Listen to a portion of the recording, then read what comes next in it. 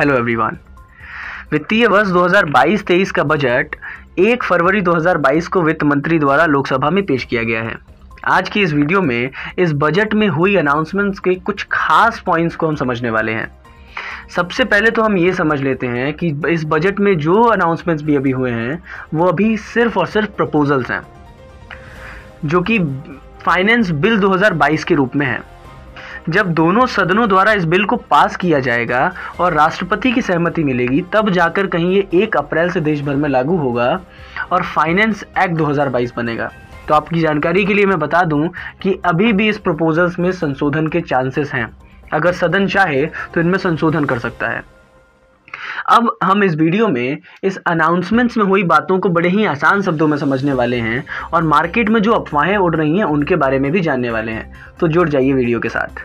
तो सबसे पहले बात करते हैं हम उस अनाउंसमेंट की जो सबसे ज़्यादा चर्चा में है, और वो ये है कि डिजिटल वर्चुअल एसेट के ट्रांसफ़र से अगर कोई इनकम अराइज होती है तो उस पर 30% फ्लैट 30% का टैक्स देना पड़ेगा। डिजिटल या वर्चुअल एसेट्स क्या होती हैं? तो वो टोकन्स डिजिटल या वो डिजिटल नोट्स जिनकी वैल्यू को एक्सचेंज किया जा सकता है। आम बोलचाल में क्रिप्टो करेंसीज जितनी है हमारे पास में, ये सारी वर्चुअल डिजिटल एसेट्स हैं हमारे, और इनको अगर आप ट्रांसफ़र करते हैं तो इनसे होने वाली इनकम पे आपको 30% का टैक्स देना पड़ेगा। और इस अनाउंसमेंट में ये भी कहा गया कि आपको इसका कोई डिडक्शन नहीं मिलेगा सिवाय कॉस्ट ऑफ एक्विजिशन के, यानी वो खर्चा जो आपने उस एसेट को खरीदने में किया होगा, अक्वायर करने में किया होगा, उसके अलावा आपको कोई छूट, कोई डिडक्शन नहीं मिलने वाला है। और साथ ही ट्रांजैक्शन वैल्यू पे 1% का TDS भी जमा करना है। इसको हम एग्जाम्पल से बड़ी आसानी से समझ सकते हैं। मान के चलिए आपने कुछ दिनों पहले 2 लाख रुपए के क्रिप्टो करेंसीज या डिजिटल वर्चुअल एसेट्स खरीदे थे।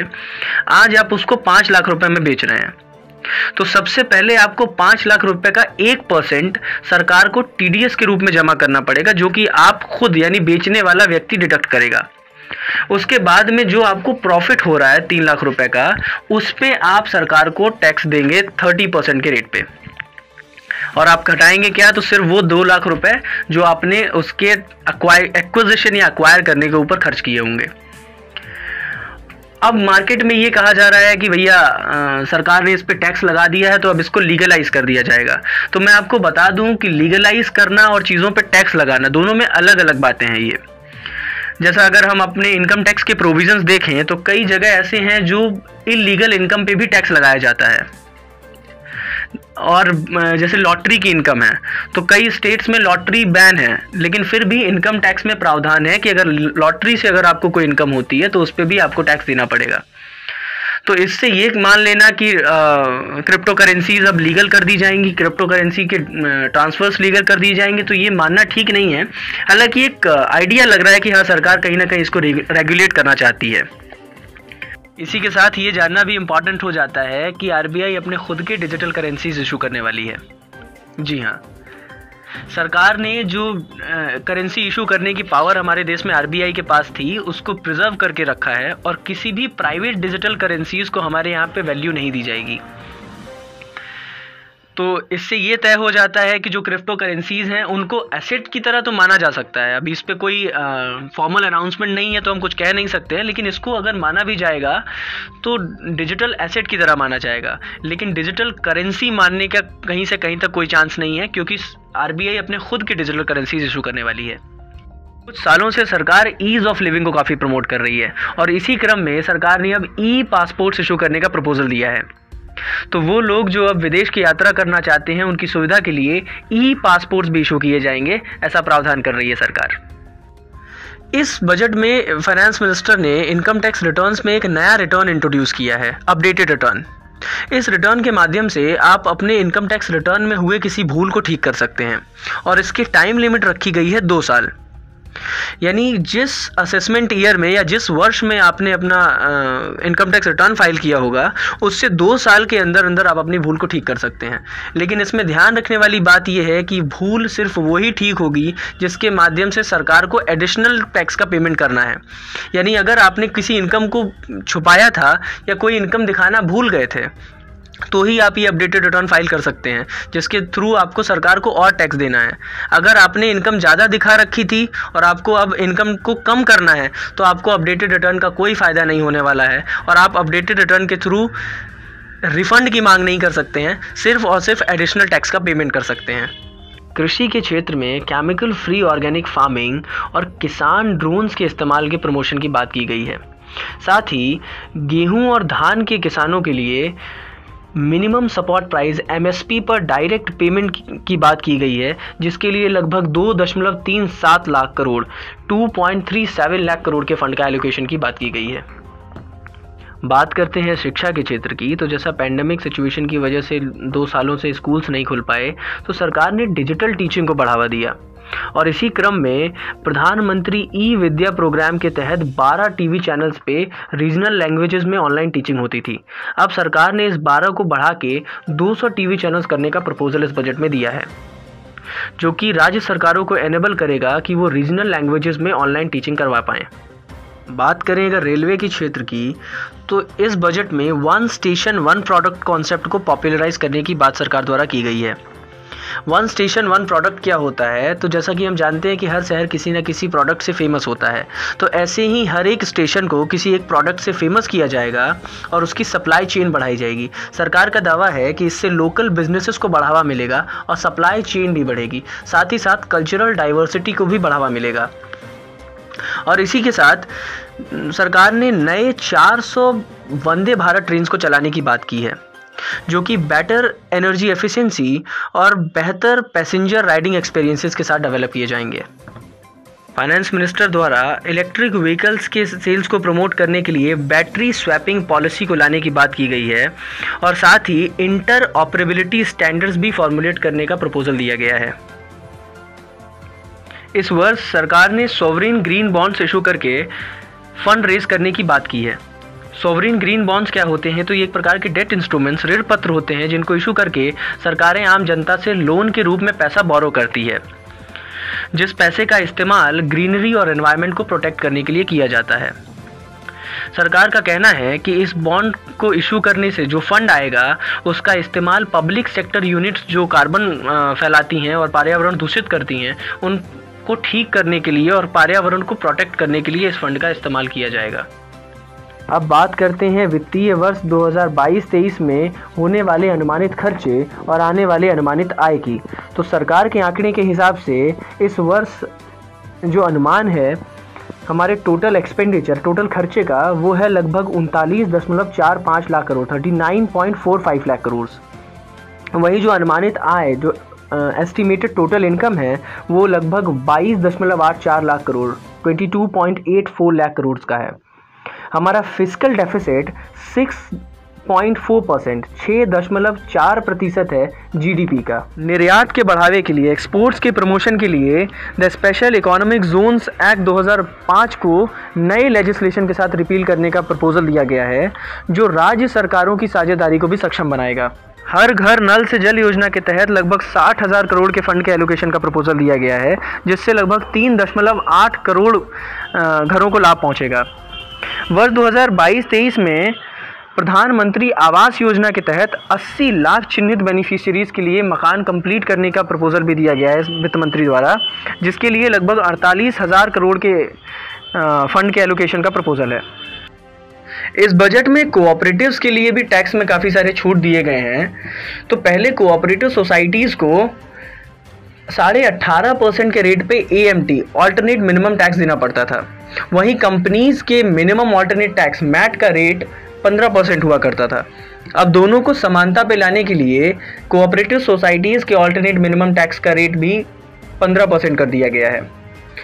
वहीं सरचार्ज में, कोऑपरेटिव सोसाइटीज़ के सरचार्ज के रेट में भी कुछ बदलाव किया गया है। सबसे पहले मैं आपको बताऊं कि सरचार्ज क्या होता है। तो सरचार्ज टैक्स ऑन टैक्स होता है।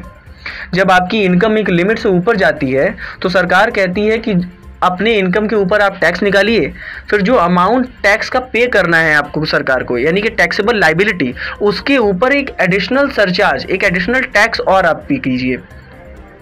तो इस रेट में भी बदलाव किया गया है। कोऑपरेटिव सोसाइटीज़ के ऑल्टरनेट मिनिमम टैक्स के बदलाव के साथ साथ जो सरचार्ज में बदलाव किया गया है, तो सरचार्ज पहले अगर किसी भी कोऑपरेटिव सोसाइटी की इनकम 1 करोड़ से ऊपर जाती थी तो उसको 12% के रेट पे सरचार्ज देना पड़ता था उस इनकम के ऊपर जो 1 करोड़ से ऊपर है।